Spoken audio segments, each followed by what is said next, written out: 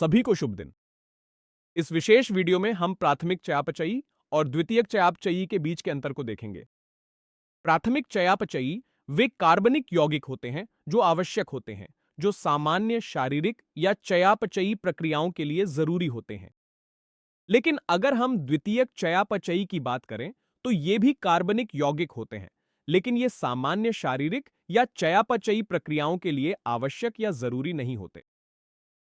दूसरे अंतर की बात करें तो हम सभी प्राथमिक चयापचयी के कार्य जानते हैं। तो हम कह सकते हैं कि प्राथमिक चयापचयी के पहचानने योग्य कार्य होते हैं। अगर हम द्वितीयक चयापचयी की बात करें तो ऐसे द्वितीयक चयापचयी भी होते हैं जिनके कार्य हमें ज्ञात नहीं है।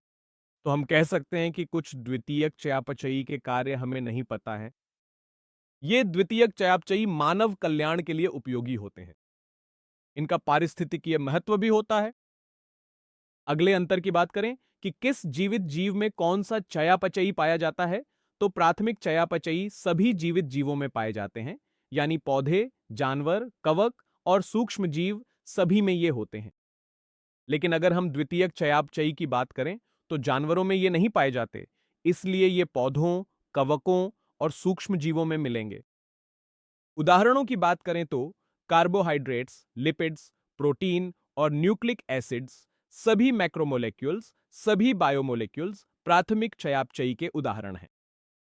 द्वितीयक चयापचयी के उदाहरण इस विशेष तालिका में दिए गए हैं। पिगमेंट्स द्वितीयक चयापचयी का एक समूह है। उदाहरण हैं कैरोटिनॉइड्स और एंथोसाइनिन्स। एल्कलॉइड के उदाहरण हैं मॉर्फिन और कोडीन। टर्पेनॉइड्स के उदाहरण हैं मोनोट्रपीन और डाइटरपीन। आवश्यक तेलों का उदाहरण है लेमन ग्रास ऑनेल। टॉक्सिन्स का उदाहरण है एब्रिन और रिसिन। लेक्टिन्स में हमारे पास उदाहरण है कॉनकैनावालिन ए। दवाओं में हमारे पास उदाहरण है विनाब्लास्टिन और कर्क्यूमिन। पॉलीमेरिक पदार्थों में उदाहरण है रबर, गम्स और सेल्यूलोज।